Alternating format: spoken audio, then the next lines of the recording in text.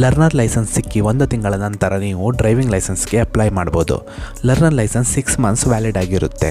So learner licence ಸಿಕ್ಕಿ 1 month ಆದಮೇಲೆ ಹಾಗೆಯೇ 5 ಮಂತ್ ಒಳಗಡೆ ನೀವು ಯಾವಾಗಾದರೂ ಡ್ರೈವಿಂಗ್ ಲೈಸೆನ್ಸ್ಗೆ ಅಪ್ಲೈ ಮಾಡ್ಬೋದು. ನನ್ನ ಕಳೆದ ವಿಡಿಯೋದಲ್ಲಿ ನಾನು ನಿಮಗೆ ಹೇಳಿದ್ದೆ ಲರ್ನರ್ ಲೈಸೆನ್ಸ್ಗೆ ಹೇಗೆ ಅಪ್ಲೈ ಮಾಡೋದು ಅಂತ. ಸೊ ಈ ವಿಡಿಯೋದಲ್ಲಿ ಡ್ರೈವಿಂಗ್ ಲೈಸೆನ್ಸ್ಗೆ ಹೇಗೆ ಅಪ್ಲೈ ಮಾಡಬೇಕು ಅಂತ ಸ್ಟೆಪ್ ಬೈ ಸ್ಟೆಪ್ ಪ್ರೊಸೆಸ್ನ ಹೇಳ್ತೇನೆ. ವಿಡಿಯೋ ಸ್ಟಾರ್ಟ್ ಮಾಡೋ ಮುಂಚೆ ನೀವು ಇನ್ನೂ ನಮ್ಮ ಚಾನಲ್ನ ಸಬ್ಸ್ಕ್ರೈಬ್ ಆಗಿಲ್ಲ ಅಂದರೆ ದಯವಿಟ್ಟು ಸಬ್ಸ್ಕ್ರೈಬ್ ಬಟನ್ನ ಕ್ಲಿಕ್ ಮಾಡಿ. ಲರ್ನರ್ ಲೈಸೆನ್ಸ್ ಬಳಿಕ ಡ್ರೈವಿಂಗ್ ಲೈಸೆನ್ಸ್ಗೆ ಅಪ್ಲೈ ಮಾಡೋದಕ್ಕೆ ನೀವು ಮೊದಲಿಗೆ ಗೂಗಲ್ ಕ್ರೋಮಲ್ಲಿ ಪರಿವಾಹನ್ ಅಂತ ಟೈಪ್ ಮಾಡಿ. ಅಲ್ಲಿರೋ ಫಸ್ಟ್ ಲಿಂಕ್ನ ನೀವು ಕ್ಲಿಕ್ ಮಾಡ್ಕೊಳ್ಳಿ. ಈ ವೆಬ್ಸೈಟ್ ಡೈರೆಕ್ಟ್ ಲಿಂಕ್ನ ನಾನು ನನ್ನ ಈ ವಿಡಿಯೋದ ಡಿಸ್ಕ್ರಿಪ್ಷನಲ್ಲಿ ಕೊಟ್ಟಿದ್ದೇನೆ. ಇಲ್ಲಿ ಕೆಳಗಡೆ ಸ್ಕ್ರೋಲ್ ಮಾಡಿದಾಗ ನಿಮಗೆ ಒಂದು ಆಪ್ಷನ್ ಸಿಗುತ್ತೆ, ಡ್ರೈವರ್ಸ್ ಲರ್ನರ್ ಲೈಸೆನ್ಸ್ ಅಂತ. ಅದರ ಮೇಲೆ ಕ್ಲಿಕ್ ಮಾಡ್ಕೊಳ್ಳಿ. ಆವಾಗ ಒಂದು ಹೊಸ ಟ್ಯಾಬ್ ಓಪನ್ ಆಗುತ್ತೆ. ಇಲ್ಲಿ ನಿಮ್ಮ ಸ್ಟೇಟ್ನ ಸೆಲೆಕ್ಟ್ ಮಾಡ್ಕೊಳ್ಳಿ.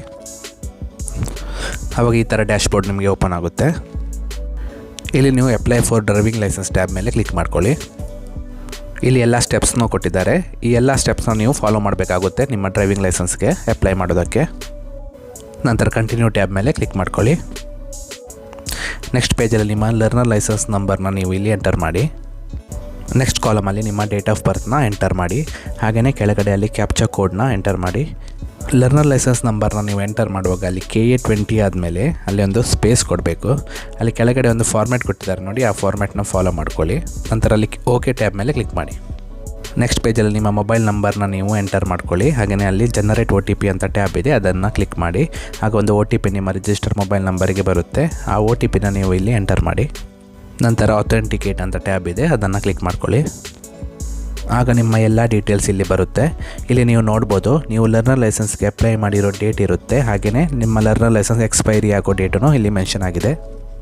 ನಿಮ್ಮ ಲರ್ನರ್ ಲೈಸೆನ್ಸ್ ಯಾವ ಡೇಟ್ವರೆಗೆ ವ್ಯಾಲಿಡ್ ಆಗಿರುತ್ತೆ, ಆ ಡೇಟ್ ಮುಂಚೆ ನೀವು ಯಾವಾಗಲಾದರೂ ನಿಮ್ಮ ಡ್ರೈವಿಂಗ್ ಲೈಸೆನ್ಸ್ಗೆ ನೀವು ಅಪ್ಲೈ ಮಾಡ್ಬೋದು. ಇಲ್ಲಿ ನಿಮ್ಮ ಯಾವ ಡೀಟೇಲ್ಸ್ನೂ ಎಂಟರ್ ಮಾಡೋ ಅವಶ್ಯಕತೆ ಇಲ್ಲ. ನಿಮ್ಮ ಲರ್ನರ್ ಲೈಸೆನ್ಸಿಂದ ಎಲ್ಲ ಡೀಟೇಲ್ಸು ಆಟೋಮೆಟಿಕ್ಕಾಗಿ ಫೆಚ್ ಆಗುತ್ತೆ. ಎಕ್ಸಾಂಪಲ್ ನಿಮ್ಮ ಹೆಸರು, ನಿಮ್ಮ ಡೇಟ್ ಆಫ್ ಬರ್ತ್, ನಿಮ್ಮ ಅಡ್ರೆಸ್ ಎಲ್ಲನೂ ಫೆಚ್ ಆಗುತ್ತೆ. ಇದೇ ಡೀಟೇಲ್ಸ್ ನಿಮ್ಮ ಡ್ರೈವಿಂಗ್ ಲೈಸೆನ್ಸಲ್ಲಿ ಪ್ರಿಂಟಾಗಿ ಬರುತ್ತೆ. ನಂತರ ಕೆಳಗಡೆ ಸ್ಕ್ರೋಲ್ ಮಾಡಿ. ಒಂದು ವೇಳೆ ನೀವು ನಿಮ್ಮ ಡ್ರೈವಿಂಗ್ ಲೈಸೆನ್ಸ್ ಟೆಸ್ಟ್ನ ನೀವು ಬೇರೆ ಊರಲ್ಲಿ ಕೊಡಬೇಕು ಅಂತ ಇದ್ದರೆ ನಿಮ್ಮ RTO ಆಫೀಸ್ನ ನೀವು ಇಲ್ಲಿ ಚೇಂಜ್ ಮಾಡ್ಕೊಳ್ಳೋ ಆಪ್ಷನ್ ಇದೆ. ನಿಮಗೆ ಬೇಕಾಗಿರೋ RTO ಆಫೀಸ್ನ ನೀವು ಸೆಲೆಕ್ಟ್ ಮಾಡ್ಕೋಬೋದು. ನೆಕ್ಸ್ಟ್ ನೀವು ನಿಮ್ಮ ಡ್ರೈವಿಂಗ್ ಲೈಸೆನ್ಸ್ನ ನೀವು ಯಾವ ವೆಹಿಕಲ್ಗೆ ಮಾಡ್ಕೋಬೇಕು ಅಂತ ಇದ್ದೀರಾ, ಆ ವೆಹಿಕಲ್ನ ನೀವು ಇಲ್ಲಿ ಸೆಲೆಕ್ಟ್ ಮಾಡ್ಕೋಬೇಕು. ನಾನು ಲರ್ನರ್ ಲೈಸೆನ್ಸ್ಗೆ ಅಪ್ಲೈ ಮಾಡಿದಾಗ ನಾನು 2 ವೀಲರ್ ಮತ್ತು 4 ವೀಲರ್ ಎರಡನ್ನೂ ಸೆಲೆಕ್ಟ್ ಮಾಡ್ಕೊಂಡಿದ್ದೆ. ಸೊ 2 ಆಪ್ಷನು ಇಲ್ಲಿ ಬಂದಿದೆ. ನೀವು ಡ್ರೈವಿಂಗ್ ಲೈಸೆನ್ಸ್ನ 2 ವೆಹಿಕಲ್ಗೂ ಮಾಡಬೇಕು ಅಂತ ಇದ್ದರೆ ಅಲ್ಲಿ ಮೇಲ್ಗಡೆ ಸೆಲೆಕ್ಟ್ ಆಲ್ ಅಂತ ಒಂದು ಆಪ್ಷನ್ ಇದೆ, ಅದನ್ನು ಕ್ಲಿಕ್ ಮಾಡ್ಕೊಳ್ಳಿ. ಆವಾಗ 2 ವೀಲರ್ ಮತ್ತು 4 ವೀಲರ್ ಎರಡನ್ನೂ ಸೆಲೆಕ್ಟ್ ಆಗುತ್ತೆ. ನಂತರ ಅಲ್ಲಿ ಸಬ್ಮಿಟ್ ಟ್ಯಾಬ್ ಮೇಲೆ ಕ್ಲಿಕ್ ಮಾಡಿ. Congratulation, your application has been submitted successfully ಅಂತ ಬರುತ್ತೆ. ಅಲ್ಲಿ ಓಕೆ ಟ್ಯಾಬ್ ಮೇಲೆ ಕ್ಲಿಕ್ ಮಾಡಿ. ನೆಕ್ಸ್ಟ್ ಒಂದು ಅಪ್ಲಿಕೇಶನ್ ನಂಬರ್ ಜನರೇಟ್ ಆಗುತ್ತೆ. ಆ ನಂಬರ್ನ ನೀವು ಕಾಪಿ ಮಾಡಿ ಇಟ್ಕೊಳ್ಳಿ. SMS ಮೂಲಕನೂ ಆ ಅಪ್ಲಿಕೇಶನ್ ನಂಬರ್ನ ಕಳಿಸ್ತಾರೆ. ರೈಟ್ ಸೈಡಲ್ಲಿ ನೀವು ನೋಡ್ಬೋದು ನಿಮ್ಮ RTOದ ಅಡ್ರೆಸ್ ಎಲ್ಲನೂ ಇಲ್ಲಿ ಇರುತ್ತೆ. ನಂತರ ಅಲ್ಲಿ ನೆಕ್ಸ್ಟ್ ಬಟನ್ ಮೇಲೆ ಕ್ಲಿಕ್ ಮಾಡಿ. ನೆಕ್ಸ್ಟ್ ನೀವು ನಿಮಗೆ ಇವಾಗ ಬಂದಿರೋ ಅಪ್ಲಿಕೇಶನ್ ನಂಬರ್ನ ಇಲ್ಲಿ ಎಂಟರ್ ಮಾಡಬೇಕು. ಹಾಗೆಯೇ ನೆಕ್ಸ್ಟ್ ಕಾಲಮಲ್ಲಿ ನಿಮ್ಮ ಡೇಟ್ ಆಫ್ ಬರ್ತ್ನ ಎಂಟರ್ ಮಾಡಿ. ಹಾಗೆಯೇ ಕೆಳಗಡೆ ಕ್ಯಾಪ್ಚಾ ಕೋಡ್ನ ಎಂಟರ್ ಮಾಡಿ. ನಂತರ ಅಲ್ಲಿ ಸಬ್ಮಿಟ್ ಟ್ಯಾಬ್ ಮೇಲೆ ಕ್ಲಿಕ್ ಮಾಡಿ. ನಿಮ್ಮ first step application details completed ಅಂತ ಬಂದಿದೆ. ಈಗ ಸೆಕೆಂಡ್ ಸ್ಟೆಪ್ ನೋಡಿ, ಅಲ್ಲಿ ಫೀಸ್ ಪೇಮೆಂಟ್ ಮಾಡಬೇಕಾಗುತ್ತೆ. ಅಲ್ಲಿ ಪ್ರೊಸೀಡ್ ಟ್ಯಾಬ್ ಮೇಲೆ ಕ್ಲಿಕ್ ಮಾಡಿ. ಇಲ್ಲಿ ನೀವು ಚೆಕ್ ಮಾಡ್ಕೋಬೋದು ನಿಮ್ಮ ಫೀಸ್ ಡೀಟೇಲ್ಸ್ನ, ಯಾವ ಸರ್ವಿಸಿಗೆಲ್ಲ ಎಷ್ಟು ಪೇ ಮಾಡಬೇಕು ಅಂತ ಇಲ್ಲಿ ಬಂದಿದೆ ನೋಡಿ. ಹೊಸ TL ಇಶ್ಯೂ ಮಾಡೋದಕ್ಕೆ ನಿಮಗೆ 2 ವೀಲರ್ ಮತ್ತು 4 ವೀಲರ್ ಸೇರಿ 200 ರೂಪೀಸ್ ಪೇ ಮಾಡಬೇಕು.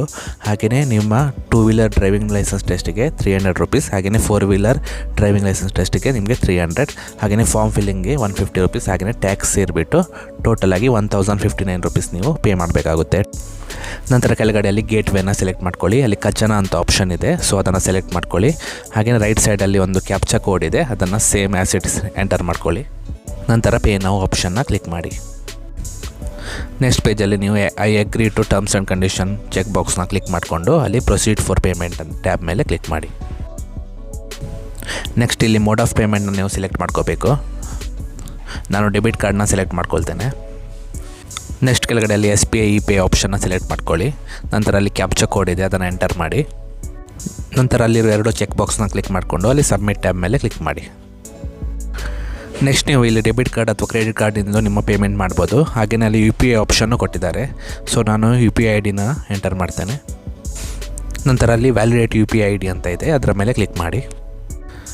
ನಂತರ ಕೆಳಗಡೆಯಲ್ಲಿ ಪೇ ನಾವು ಬಟನ್ ಮೇಲೆ ಕ್ಲಿಕ್ ಮಾಡಿ. ಆವಾಗ ನಿಮ್ಮ ಫೋನ್ಪೇ ಆ್ಯಪಿಗೆ ಒಂದು ಅಮೌಂಟ್ ರಿಕ್ವೆಸ್ಟ್ ಬರುತ್ತೆ. ಸೊ ಅದನ್ನು ನೀವು ಆಕ್ಸೆಪ್ಟ್ ಮಾಡ್ಕೋಬೇಕು.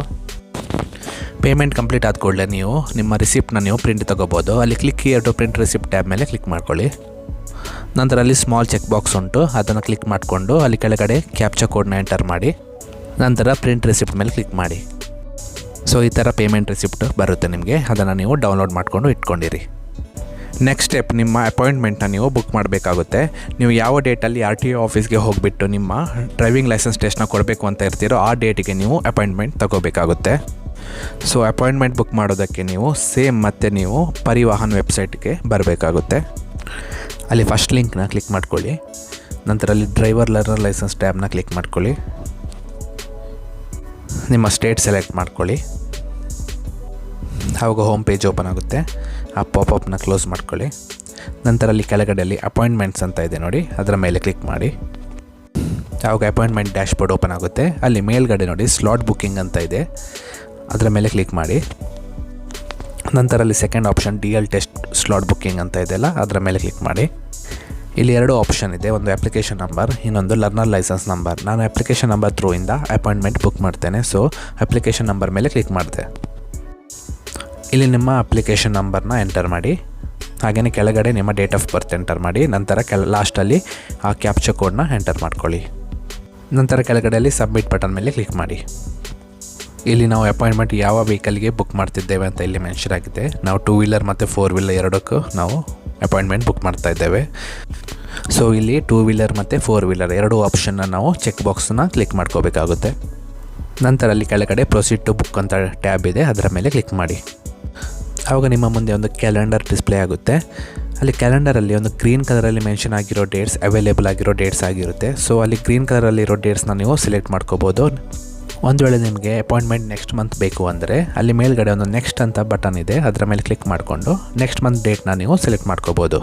ನಿಮಗೆ ಬೇಕಿರೋ ಡೇಟ್ ಮೇಲೆ ಕ್ಲಿಕ್ ಮಾಡಿದ ಕೂಡಲೇ ಅಲ್ಲಿ ರೈಟ್ ಸೈಡಲ್ಲಿ ಟೈಮಿಂಗ್ ಡಿಸ್ಪ್ಲೇ ಆಗುತ್ತೆ. ಯಾವ ಟೈಮ್ ಬೇಕು ನಿಮಗೆ ಅಪಾಯಿಂಟ್ಮೆಂಟ್ ಆ ಟೈಮ್ನ ನೀವು ಸೆಲೆಕ್ಟ್ ಮಾಡ್ಕೋಬೇಕಾಗುತ್ತೆ. ನಾನು 11 to 12 ಟೈಮ್ನ ಸೆಲೆಕ್ಟ್ ಮಾಡ್ಕೊಳ್ತೇನೆ. ನಂತರ ಕೆಳಗಡೆಯಲ್ಲಿ ಬುಕ್ ಸ್ಲಾಟ್ ಅಂತ ಇದೆ ನೋಡಿ, ಅದರ ಮೇಲೆ ಕ್ಲಿಕ್ ಮಾಡಿ. ಆವಾಗ ಒಂದು OTP ನಿಮ್ಮ ಮೊಬೈಲ್ ನಂಬರಿಗೆ ಬರುತ್ತೆ. ಆ OTPನ ನೀವು ಇಲ್ಲಿ ಎಂಟರ್ ಮಾಡಿ. ನಂತರ ಅಲ್ಲಿ ಸಬ್ಮಿಟ್ ಬಟನ್ ಮೇಲೆ ಕ್ಲಿಕ್ ಮಾಡಿ. ನಿಮ್ಮ ಅಪಾಯಿಂಟ್ಮೆಂಟ್ ಡೇಟ್ ಮತ್ತು ಟೈಮ್ನ ರೀಕನ್ಫರ್ಮ್ ಮಾಡಿಕೊಂಡು ಕೆಳಗಡೆ ಅಲ್ಲಿ ಕನ್ಫರ್ಮ್ ಟು ಸ್ಲಾಟ್ ಬುಕ್ ಅಂತ ಇದೆ, ಅದರ ಮೇಲೆ ಕ್ಲಿಕ್ ಮಾಡಿ. ಆವಾಗ ನಿಮ್ಮ ಅಪಾಯಿಂಟ್ಮೆಂಟ್ ಬುಕ್ ಆಗುತ್ತೆ. ಅಲ್ಲಿ ಕೆಳಗಡೆ ಪ್ರಿಂಟ್ ಆಪ್ಷನ್ ಇದೆ, ಅದರ ಮೇಲೆ ಕ್ಲಿಕ್ ಮಾಡಿಕೊಂಡು ಪ್ರಿಂಟ್ ತಗೋಬೋದು ಅಥವಾ PDF ಫೈಲಲ್ಲಿ ಡೌನ್ಲೋಡ್ ಮಾಡ್ಕೋಬೋದು. ಇದು ನಿಮ್ಮ ಅಪಾಯಿಂಟ್ಮೆಂಟ್ ಸ್ಲಿಪ್ ಆಗಿರುತ್ತೆ. ಇದರಲ್ಲಿ ನಿಮ್ಮ ಅಪಾಯಿಂಟ್ಮೆಂಟ್ ಡೇಟ್ ಮತ್ತು ಟೈಮ್ ಮೆನ್ಷನ್ ಆಗಿದೆ. ಸೊ ಅಲ್ಲಿ ಕೊಟ್ಟಿರೋ ಟೈಮ್ಗಿಂತ ಒಂದು 30 ಮಿನಿಟ್ಸ್ ಬಿಫೋರ್ ನೀವು RTO ಆಫೀಸ್ಗೆ ರೀಚ್ ಆಗಬೇಕಾಗುತ್ತೆ. DL ಟೆಸ್ಟ್ಗೆ ನಿಮ್ಮ ಸ್ವಂತ ವೆಹಿಕಲ್ನ ನೀವು ತೊಗೊಂಡೋಗ್ಬೇಕಾಗುತ್ತೆ. RTO ಆಫೀಸಿಂದ ನಿಮಗೆ ಯಾವುದೇ ವೆಹಿಕಲ್ನ ಕೊಡಲ್ಲ. ನೀವು 2 ವೀಲರ್ ಡ್ರೈವಿಂಗ್ ಲೈಸೆನ್ಸ್ ಟೆಸ್ಟ್ ಕೊಡಬೇಕು ಅಂತ ಇದ್ದರೆ ನೀವು 2 ವೀಲರ್ ತೊಗೊಂಡೋಗ್ಬೇಕು. ಹಾಗೆಯೇ ನೀವು 4 ವೀಲರ್ ಡ್ರೈವಿಂಗ್ ಲೈಸೆನ್ಸ್ ಟೆಸ್ಟ್ ಕೊಡಬೇಕು ಅಂತ ಇದ್ದರೆ ನೀವು 4 ವೀಲರ್ ತೊಗೊಂಡೋಗ್ಬೇಕಾಗುತ್ತೆ.